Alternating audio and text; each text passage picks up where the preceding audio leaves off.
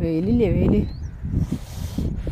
ഇതിപ്പോൾ എന്നിട്ട് പറയാ 40 ഡിഗ്രി ഉണ്ട്. അപ്പോൾ അത്ര വെയിൽ. പക്ഷെ കടലില്ലേ, കടലിൻ്റെ ഒരു ഭംഗി വേറെ. കടലിൻ്റെ അടുത്ത് ഇതൊക്കെ പണിയാനുള്ളൊരു തോട്ട് അല്ലേ? ആരായിരിക്കും ഇതിൻ്റെയൊക്കെ തോട്ടൊക്കെ വെച്ചിട്ടാ? അവർ സ്പാർക്ക് അവിടെ നോക്കുന്നുണ്ടാവല്ലേ?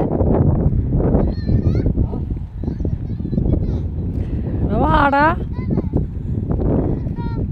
ഇതെന്തുട്ടാ അമ്പല?